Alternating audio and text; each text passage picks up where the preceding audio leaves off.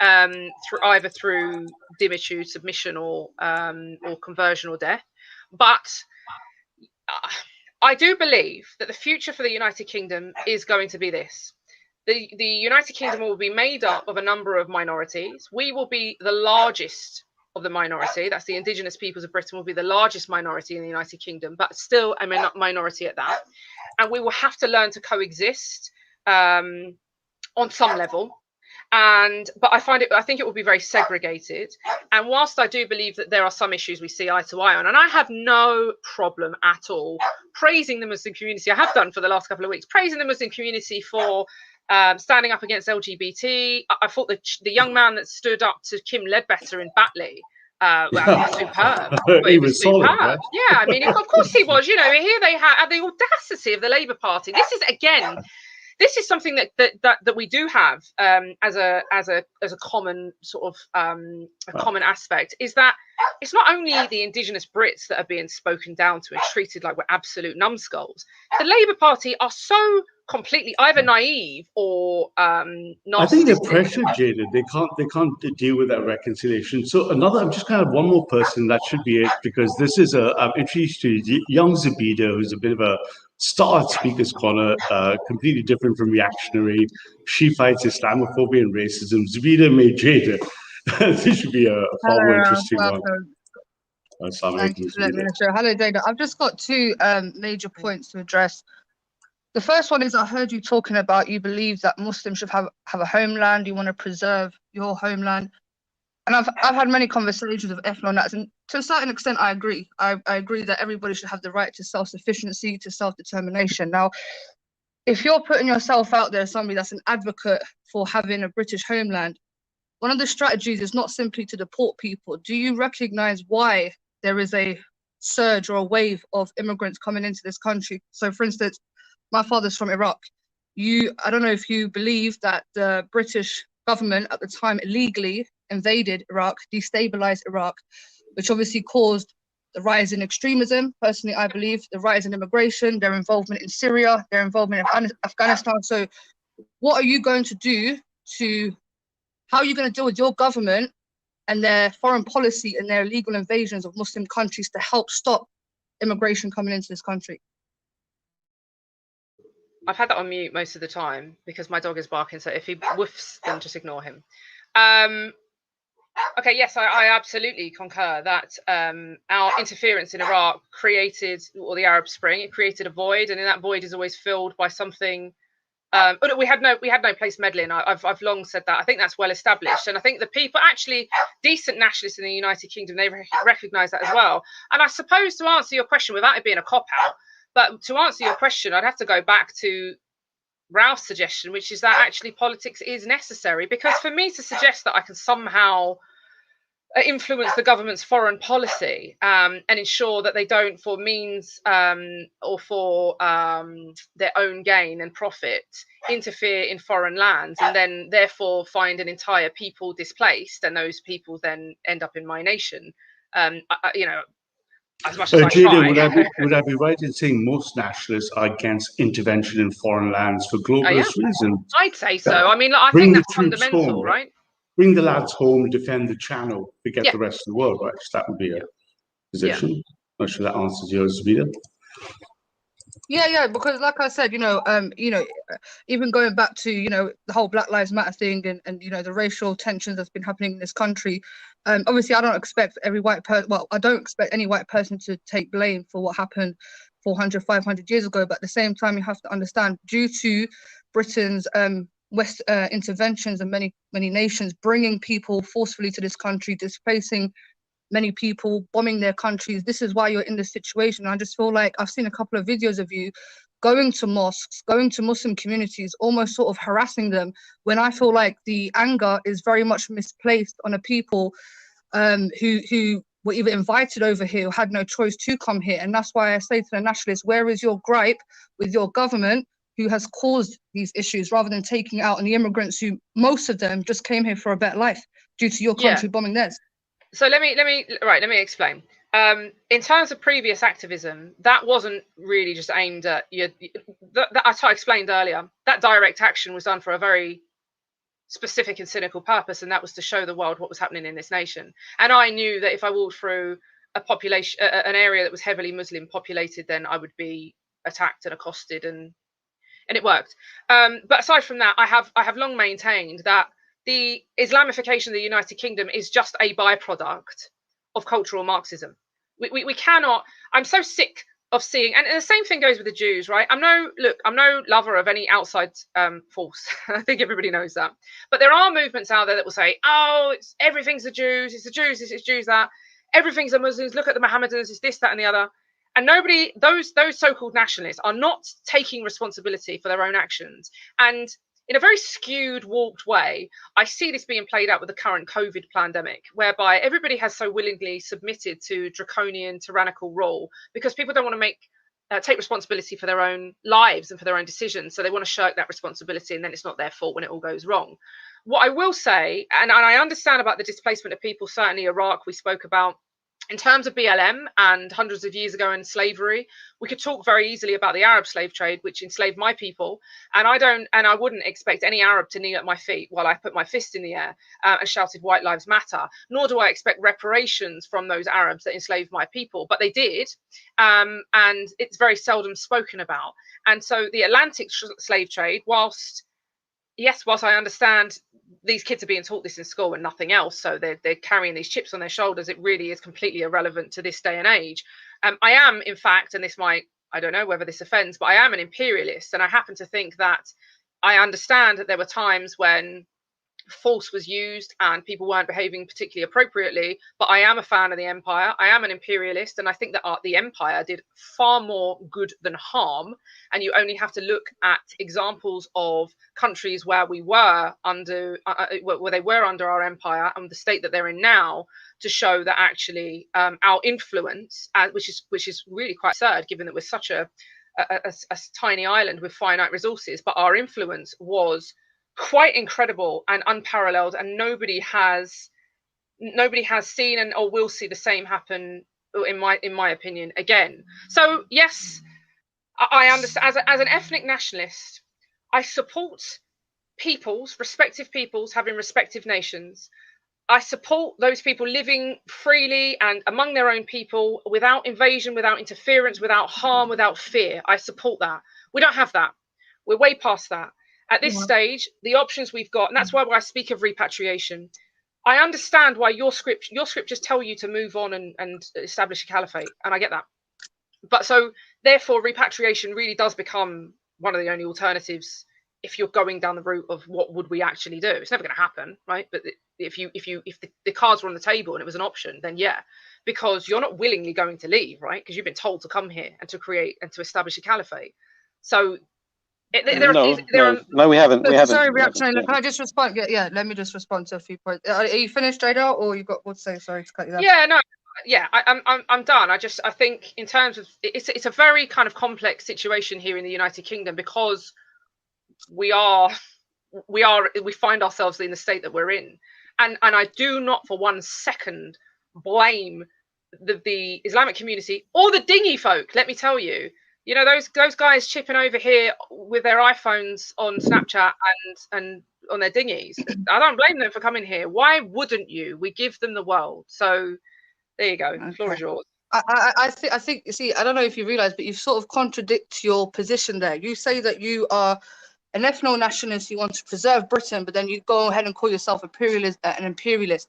You do realize by being an imperialist, you do cause the issues that you're facing today. So if you look at Britain's interventions, when you spoke about, you know, they came in, they educated people. If you look at India, they came in through the East India Trading Company, and they specifically brought over Indians to this country for cheap labor to build up the country. After World War II, when this country was down on its knees, they specifically invited people from the Caribbean to help build up this nation. And then once they settle here, right, build communities here, after they were invited, right, you guys sit there and complain and say, oh, look at the nation, it's down on its knees. But that's the effects of being an imperialist. If you go around colonizing other countries, introducing why do many, like in this country, got 500,000 Indians and 500,000 Pakistanis white? Because people most likely will move to a country that they have a little bit of understanding of that culture.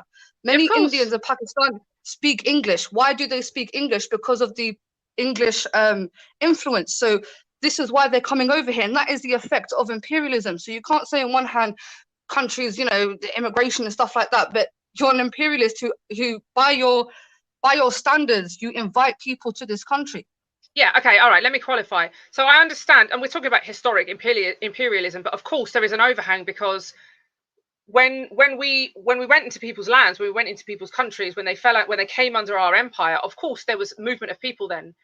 I would argue that what we took to the party was far more beneficial than what we're getting back now. But that is as a result of our decisions, and I understand that. And yes, I get that it can sound like an oxymoron or a contradiction in terms. The problem is, I am not. We had this conversation earlier with one of the Christians that were in the room, and she was talking about people not being, you know, God not caring about color, and people not having to be white to be saved or what have you. And I firmly believe that. I mean, I'm not a moron. I don't believe that only white people are saved, and brown and every other shade is bad. But certainly we find ourselves in a position now where we're not talking about a small amount of immigration as a result of an historic empire in which we saw us go out to nations, build infrastructure, build legal systems, improve nations, remarkably improve nations, improve trade, everything. We're not seeing some small amount of immigration as a result of that, as a result of people who basically, for example, signed up to defend the empire, defend the motherland in the wars. We're not seeing an overhang of that. What we're seeing now are people that are completely, and I know you speak about people, you said about people speaking English. There are far more people in these communities that don't speak a word of English. They are not our people. And whilst I would quite happily...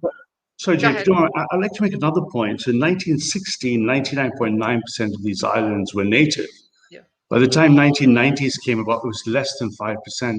And just 2 generations, the current native people are allegedly being punished for sins that happened centuries ago. So at a moral level, it seems no person today owned a slave. No person today, the war wasn't in our name. People marched against this crazy global Zionist war. So should the people be punished for their leaders? Why? Sorry, I understand where you're coming from, but you use the word punishment as if immigration is some sort of punishment. I just wanted to really go back to it. It is. I don't want to offend you, but it is. Let me just very quickly. I'll be very quick, and I just want to explain why I feel it's a punishment. The reason I feel it's a punishment, Zoubida, and I don't want to offend, but this is the reason, is that it will result in the extinction of our people, and that's the final matter. That is a punishment. If the amount of people that are coming to our nation, they don't assimilate, but what they're doing rather than assimilate is they're converting, because our people don't have an identity. That is a punishment on our people. It contributes to our genocide. But you know that 92%, very quickly, Zoubida, one moment. Yeah, so 92% of immigration over the past 2 years was from Europe. And Europeans, to a large extent, are not learning English, right? So I can go to one of these restaurants like Franco Manca, which only employs Italian staff. And only 1 or 2 people in the whole restaurant will speak English. So it's not just Muslims who are preserving their culture. Oh no, but let me react. Okay, I'm going to be quite blunt here. There's a difference between people. There's a difference between Europeans. Look, don't get me wrong, I'm against immigration. At this stage, I'd stop all immigration and just start the process of repatriation. And that's not just brown people. I would just start that process across the board.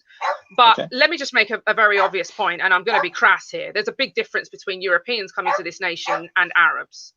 Culturally, we are very, very different people. And so to suggest that it's the same, that an Italian family in North London somewhere have got a little Italian bistro and they don't bother to learn English and they only employ Italians, is the same as East London now looking like Pakistan, which is a completely alien culture. Would you say British people have something common with Romanians? Would you say Romanians and British people are quite similar? You see a lot of Romanians here in Britain. Yeah, well, you see a lot of Romanians, you see Romanian gypsies, and there's a big difference between the two. But of course, we've got parts. Europe itself has been, as a result of the Ottomans and the invasions, and we see people that don't actually resemble us. So you've got northwestern Europeans who look quite similar. But then if you go across Europe, there are parts of Europe who still within their memory know what it's like to live under communism, and they're very mindful of, sorry, my dog's going crazy, but they're very mindful of the jihad that was waged throughout Europe. And those people don't really look like us. I mean, they look kind of closer to what what Arabs would look like. So again, we can get into the logistics of, well, do I look like those people? Do we have the same culture? Romanian gypsies, certainly not. Certainly not. Yeah, God bless my pooch. He's lost his shit. Ralph knows that. Just to answer that reaction as well, there are 1 million Germans and 1 million Poles. I don't think the English people would want 50% of Britain to be replaced by Poles. It's not just race, it's ethnicity, right? Nationalism saying British Agreed. first. Yeah, so but the point is the Muslims are being used as the scapegoat, is my point. It's because whereas when we look at the statistics, nearly all of the immigration over the past 10 years has been from Europe. What you see of brown immigration is really residual from the times that Zoubida was talking about, or maybe even prior to Tony Blair. No way! What you're saying that the brown immigration is as a result of the empire? Is that what you're talking? Is that what you're suggesting? Yeah. Well, yeah. So and post World War II demographics. That's reaction. That's completely not true. Hold on. Post World War II. No. Look. What we're seeing at the moment, we might be seeing a great deal of immigration from Europe, but Brexit had a big part to play in that as well. You have to remember, over several years now, we've been battling with the European Union to try and break free, and we haven't. But, well, on paper we have. So there was a big surge of Europeans shifting around because they didn't know whether they'd be able to get back in. But look, largely, and the reason I don't want to sort of suggest that you guys should be made victims or what have you, or scapegoats, but you know, the Muslim community are a perfect example of how certain cultures are not compatible and they are not meant to assimilate. And we have very different plans. Your plan is to dominate. Our plan is, well, we don't have a plan. I really don't think that okay. Can I respond to that? Sorry, because I do have to run here. This is the second point that I wanted to get to. I do feel like you and both Kate sort of almost came on here slightly fear mongering about the intentions of Muslims. Okay, and you said that the intentions of Muslims is to come here and dominate and Islamify the nation, which is not true. You know. Well, that's what your Quran says. Okay, but we can get into that. But the duty of a Muslim is to worship. The duty of a Muslim is to worship Allah. You can worship Allah no matter where you are. Can I just finish, please? Can I just say though? But I will read to you from your book where it states that it is obligatory for every Muslim to engage in jihad, which is full force and weaponry, right? And to establish Islam. And if a Muslim doesn't have it in their heart to engage in jihad, then they're a hypocrite. And we know what the penalty is for hypocrisy. It's the same as apostasy, which is death. So for anyone to sit here, and I'm so sick of this because I quite appreciate people's honesty. I would like it if Muslims, for a change, this is what I like about Anjem Choudary, like the fact that he was honest. I'd like it if Muslims just actually acknowledge the fact that we know what their scripture says because you've very thankfully you've translated it into English for us, so we can read your book and it quite clearly states that is an obligatory act on behalf of all Muslims, and if you don't engage in jihad, you must have it in your heart to do so, to establish a caliphate worldwide so that there is no fitna and everyone is for Allah. Now, if we could just put all the BS to one side, if you don't have that in your heart, you're not a Muslim. Okay, I just find it ironic because he's a Christian trying to teach me my own religion. The actual term of jihad means struggle. You have two different types of jihad. Do you want me to read you your own book? But you've made a claim. If you can allow me to finish, please, and respond. But it's in black and white in your book. I understand that you can. Let me respond as a Muslim. Yeah, you're not a Muslim. I can give you my version of jihad. You can give me yours. There are two types of jihad. There is offensive, and there is the one that you do in your daily life. The term jihad means struggle. It is not compulsory because, as women, for instance, you say that it's compulsory. You just said to me, if I do not do offensive jihad, I'm not a Muslim. Well, in Islam, it's not compulsory for a woman to engage in battlefield. So you can't say that every Muslim who doesn't engage in jihad is not a Muslim. Second of all, I'm not saying it. Second of all, the term jihad, means struggle. Okay, and the biggest form of jihad is to struggle within yourself when it comes to temptation, when it comes to your anger. That is the biggest jihad any Muslim can do. Now, can you bring me a clear-cut verse? Can you bring I'm not. No, you've just misrepresented what jihad means, and you've quoted to me Anjem Choudary, who majority of Muslims do not follow Anjem Choudary. Anjem Choudary is a disgrace to the Muslim community. Zoubida, so why would you not quote a decent Muslim? Why would you quote an extremist like Anjem Choudary? Don't let me quote a Muslim. I won't quote anyone. I'm going to read out of your book. I'm going to read to you out of your book, right? Jihad. Holy fighting in Allah's cause with full force of numbers and weaponry is given an utmost importance in Islam and is one of its pillars on which it stands. By jihad, Islam is established. Allah's word is made superior, his word being La ilaha illallah, which means none has the right to be worshipped but Allah, and his religion, Islam, is propagated. By abandoning jihad, may Allah protect us from that, Islam is destroyed, and the Muslims fall into an inferior position. Their honor is lost, their lands are stolen, their rule and authority vanish. Jihad is an obligatory duty in Islam on every Muslim, and he who tries to escape from this duty or does not in his innermost heart wish to fulfill this duty dies with one of the qualities of a hypocrite. I am not quoting Anjem Chowdhury, I am quoting Allah. What verse is that? Sorry, could you give us the verse, please? Yeah, it's right there. Well, what's wrong with that, though, Jayda? Right, there's nothing. Muslims are told to establish it. No, listen. Guys, we're just taking turns. Everyone can get a chance. Just take turns. No, let me just address React. I am going to have to go because, as you can hear, my dog has gone absolutely mental. I am going to have to go, or I'll have to go and deal with him. But let me just say, React. When you say what's wrong with that, okay, there's nothing wrong with it. It's your scriptures. It is what it is. For the English, right?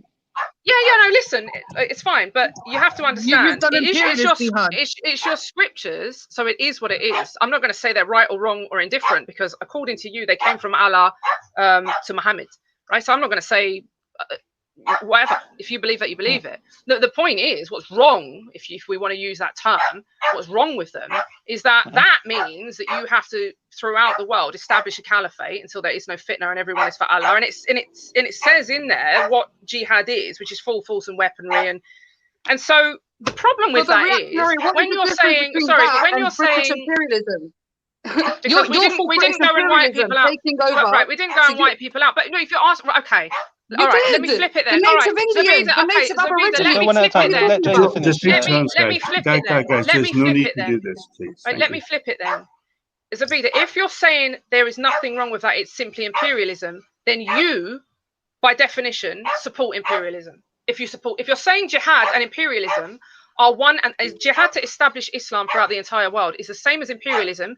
If you support Islam, then you support imperialism. So if you're suggesting that, then we're both singing from the same hymn sheet here. I don't think we are. I really don't. I'm not saying there's a problem with this book. Can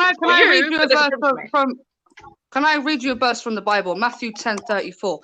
Whoever denies me before men, I will also deny him before my Father in heaven. Yeah. Do not assume that I have come to bring peace to earth. I have not come to bring peace, but a sword. For I have come to turn a man against his father, a daughter against his mother, a daughter-in-law against her mother. So can you please give us the explanation of this? This is literally talking about the sword and not bringing peace. Yeah, of course. Absolutely. So is that jihad? No, it's not jihad. No, of course not. Listen, read it again. It's not. He says, I do not come with peace, I come with a sword.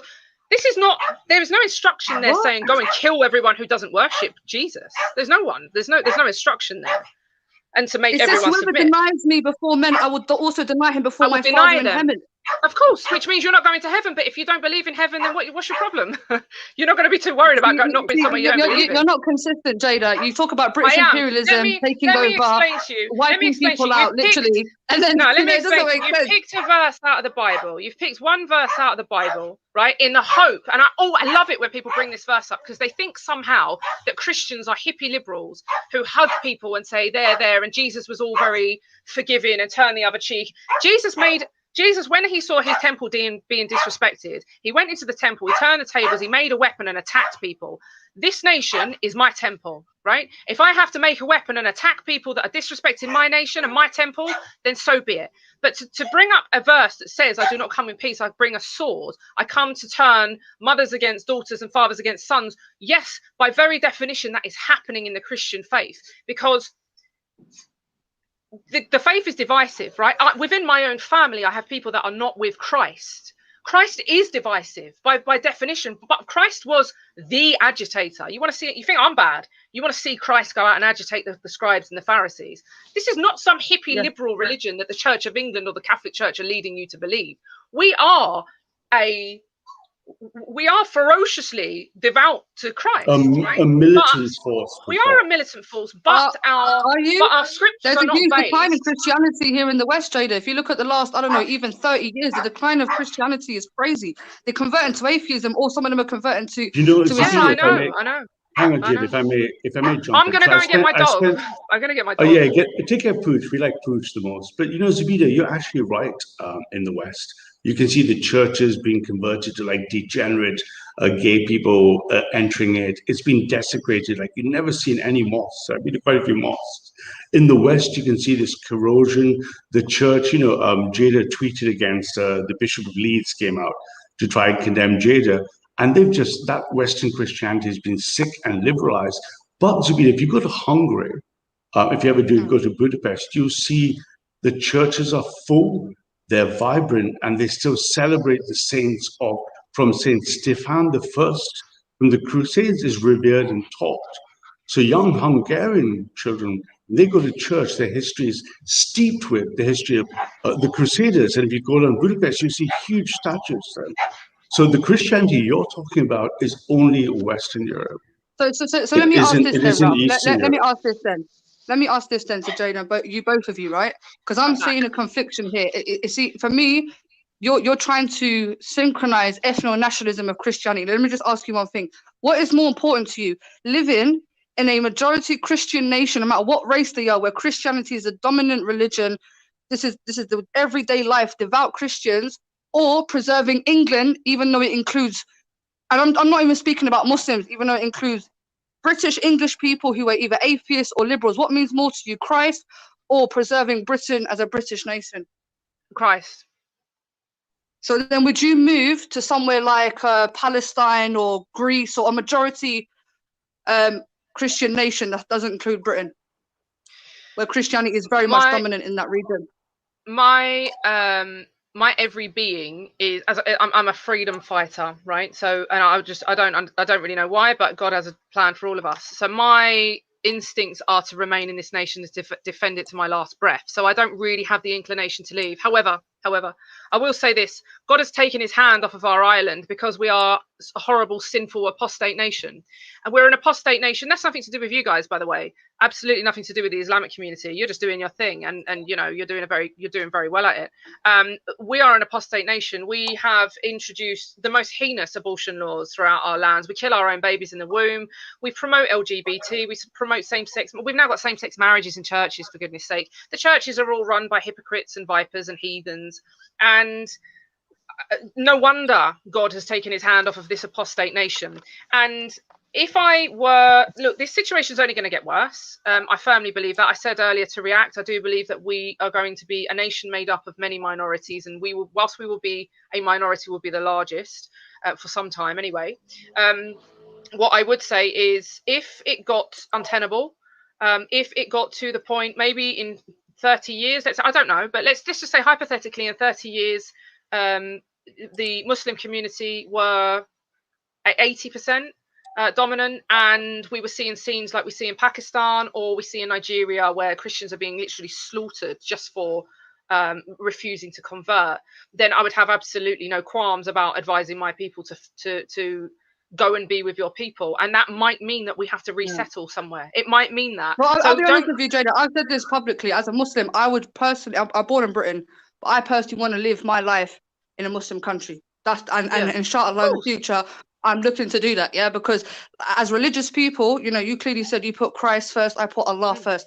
And in order to do that, the Christian in this nation, as you can clearly see, has become very liberal. You've got all sorts of degeneracy happening. And I would rather be in a Muslim area with my Muslim people. But at the same time, like you said, you're still here fighting the good fight before you go. And I'm doing the same because, again, I believe that my Muslim... You won't need to go. I mean, it's realistically, I'm not saying that it's completely lost. There might in the future, I don't know, who knows what's going to happen. There might be some sort of civil unrest or whatever. So, Jayda, if I may just jump in for a second, because I think you missed this bit with the dog. So I spent about 3 months in Budapest, Hungary, with Orban's people. Let me just flick through some quick images. First of all, the Christian culture here is the Hungarians celebrating from 1,000 years each of the Crusader statues, and each of the education for Hungarian kids puts their history that's Christian in there. And if you go to the main basilica, I went to service lots of churches. These churches are full of the faithful. You have to wait outside. So just our neighbors show us that despite Britain and England having lost its multiculti, like the characters like Atheist Steve in the chat, for example, wants this, English people, I don't see blaming Islam. I see Islam's going to go to those numbers. The thing that has to be defeated is secular liberalism. And it's not a fantasy. It's not imagining 500 years ago. You can go to Hungary and Poland and see it yourself. I had to wait outside to get into the church. Right? They are Catholic, largely, Hungary and Catholic, largely. Well, largely. I mean, it's quite a good setup actually in Hungary, especially. But Catholic, Poland is majority Catholic. So I see a different thing. I see a problem with the church here. That's nothing to do with migrants and Muslims, but adding lots more migrants and Muslims makes the defense of Christianity in England much harder. Even if I didn't blame black or brown. Who is your biggest enemy? Yeah, sorry, I'll just ask last question. Who do you think is your biggest enemy, Jayda? The liberal agenda or the Muslims? Because I heard someone say that if Muslims control this country, Christians would die. And I'm sure you know historically, Muslims have lived side by side with Christians and Jews. And for the most part, I'm not going to say that it wasn't all hunky-dory. Yes, there was in-house fighting, but constitutionally as Muslims, we're supposed to look after the Jews and the Christians, give them their rights. Historically, this has been proven throughout Islamic empires. So who do you think is the biggest threat to your Christian determination, the Muslims here or the liberal agenda at the top? Listen, you didn't even need to, but I appreciate the context that you gave, but you didn't need to give that context. There's absolutely no doubt in my mind who our enemy is, and that's the Marxist, that's the elitist, that's the establishment, it's the liberal elite in this country. Because let's face it, you wouldn't be here if it weren't for them. And this is why I say to people, stop.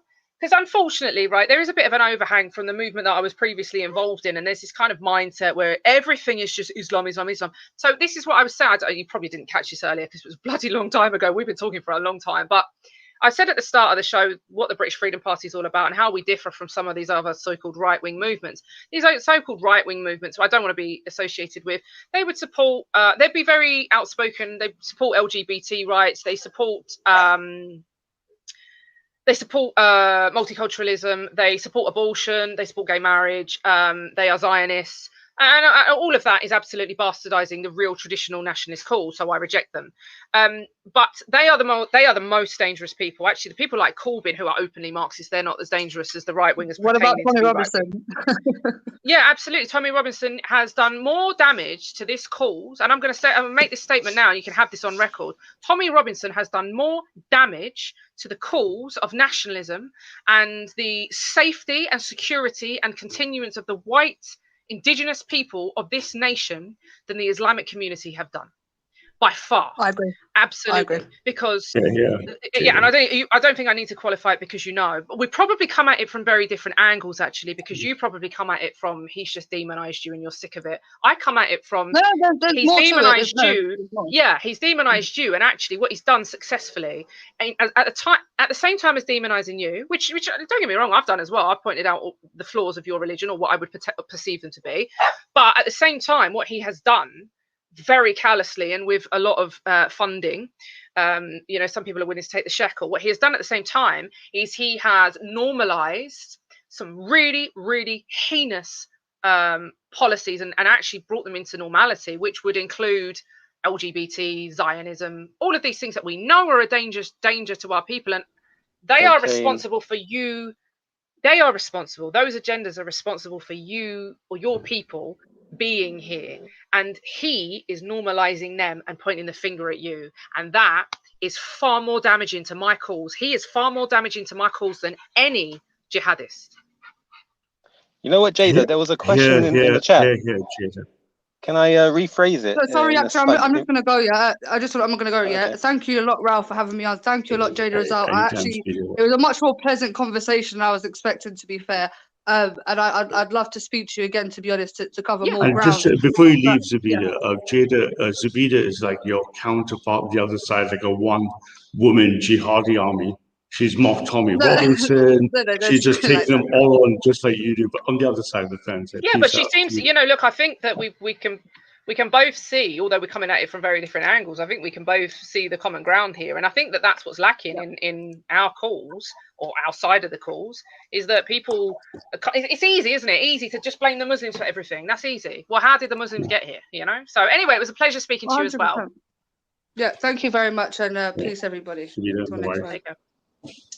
So, I'm going to leave with this. So, a lot of people want to talk about, at some point I'll speak to Jayda after the campaign's over and stuff anyway, about the NRX. But obviously the chat is lit up to seeing Jayda accelerated with NRX, because you represent blood and soil and spirit to me, Jayda. So, for example, the Indians, India has the world's strongest